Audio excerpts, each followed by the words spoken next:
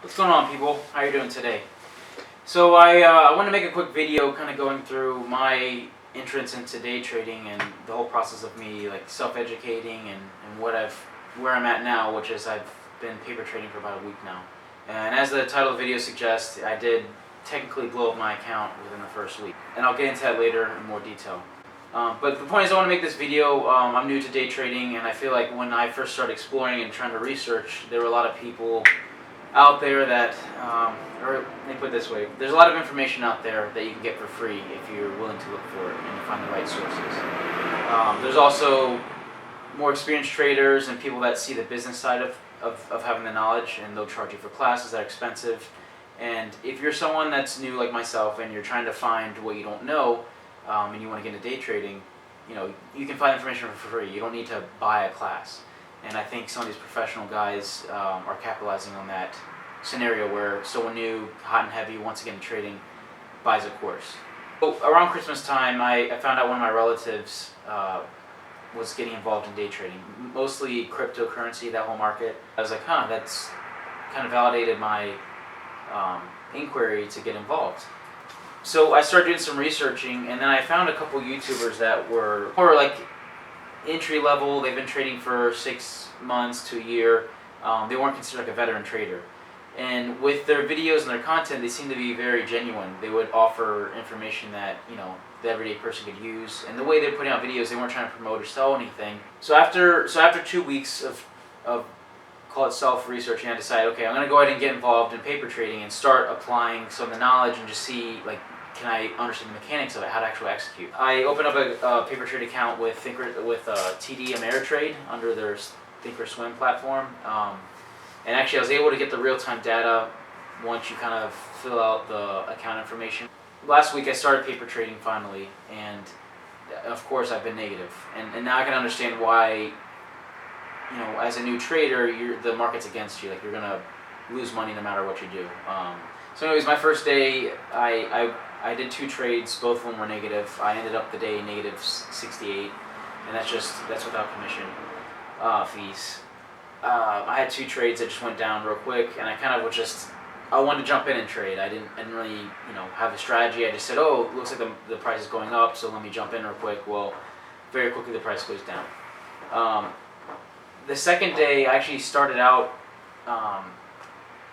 bad again. I jumped into a trade, and I tried, well, here, let me back up real quick. When you set up the paper trading account with TD Ameritrade, they give you $100,000 liquid, which ends up being a buying power of $200,000.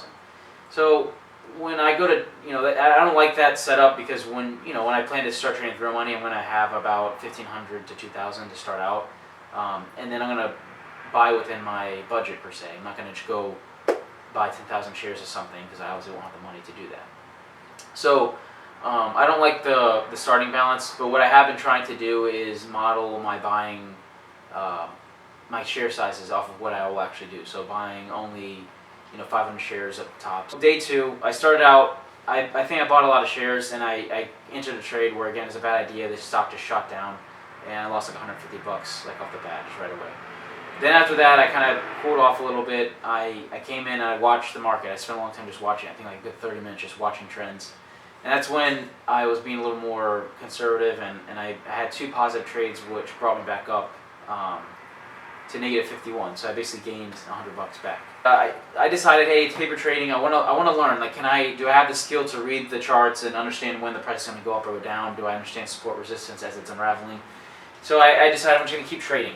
Well, of course, I got into a trade that I kind of forced it because I wanted to keep trading for the day. It was around, I don't know, 1 o'clock or so. And I ended up losing a bunch, and I went down, I went back down to negative 180 for the day. Now the next day is Friday, end of the week. I decided, okay, I'm going to just be conservative and again, watch the market, make a smart decision to get in, not just kind of see a price jumping and jump up. I came in, made 2 trades. I was up $70, so my first time being profitable since I've started, and I was like, wow, that's a great feeling. And mind you, if this was my real account with real money, I would have stopped right there. I'm taking $70 per day. I would have been happy with that. And it was within the first 10 minutes of the market opening. So I jumped in another trade because it seemed to be, it was consistently jumping up for the day since it opened. And I was like, wow, this is great. It was a positive trend. I said, let me just jump in and throw a bigger share size. I think I put like 2,000 shares in. Well, bad move. I got in and like it plummeted, right? So it was almost like the bubble built up and then bam, it shot down, and I lost like I think it went down like 20 cents or something crazy, and I lost $600 just bam like that on one trade. Or excuse me, I was down for the day $600. So I was a little upset, and that's not the right attitude. But again, since I'm paper trading, I said I want to see if I can bring my money back up, which that's not the right attitude, and I don't recommend that with real money. But I said I'm paper trading. I want to learn experience. It's only like 9:45 or so, or 10, whatever time it was. I'm going to keep trading. So I got into 2 other trades. One of them was an accident. I executed a buy order. It didn't go right away, and it started moving in a different direction than I was expecting. So I canceled the order, or so I thought. So then 5 minutes goes by, and I hear like a chime on my notifications window, and I see, oh, your buy order has been filled. I'm like, shit. I didn't mean to buy that. So long story short, just not knowing how to use the platform, the trading platform, I lost $150. I got into a trade I didn't want to be into, and that can happen, right? So I think I had another trade for another loss, like 150. One of those deals where I went in, and at this point I was just throwing like $1,000 shares. 1,000 shares. I was just trying to make back some money. I ended up down 980 for the day, and I was like, you know what, close the books, let's get out of here. So that was that. Today, Monday, I only did one trade, and the market wasn't moving a lot, but I did one trade. It didn't move how I was expecting it to move, but I formed a stop loss. I got out right away. I only lost $10 with 500 shares in, so I think that's pretty good. I blew up my account, right? I plan on putting in like $1,500 most likely to start, and within 3 days I blew through that. So I guess it was a good learning experience. I got to see how you can do it, and I know what mistakes I made, and that's what I'm going to go over next with my lessons learned. So, lessons learned. Number 1, most of the trading, and this isn't in any specific order. Number 1, most of the trading seems to occur between 9:30 at market open to 10:30, 11. After that, you can watch the stock market all day if you want to stay there till 4 p.m.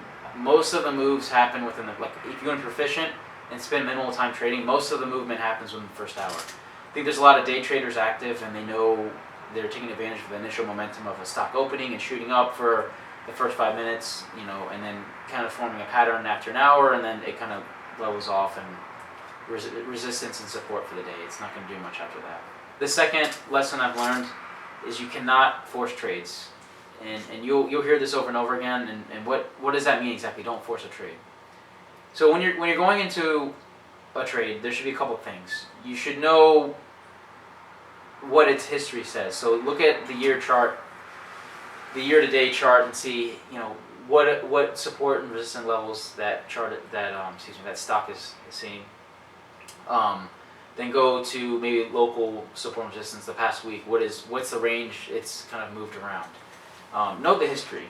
You got to do your homework and look for the right patterns that could go in your favor. You don't just go in there and say, okay, I want to make money today, so let me just find when the price looks like it's going up and buy in and sell.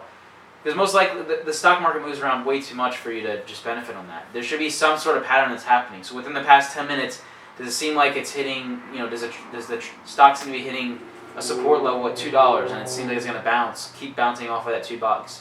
And what's the spread? Can you go from $2 to $2.10? Is it worth trying to buy and sell at that time? These are things you have to think about. You don't just go in there and hope, oh, I'm going to make 10 cents on this one bar that's moving up, because most likely it's going to go the opposite way. You got, for every buyer there's a seller exchange happening. So at any given moment, if there's more sellers than buyers, the price is going to shoot down. So you have to be aware of that. Okay. Next lesson. So third thing, have an entry and exit position, and by that I mean it piggybacks off the second lesson, which is you don't just go in and buy a stock so you think it's going to go up. You should have studied a trend, or there should be some sort of indicators that you're going to say, okay, I've watched it hit a certain price point. If I'm going to enter a stock, I'm going to go in with a strategy of it going up 5 to 10 cents, whatever that profit amount's going to be.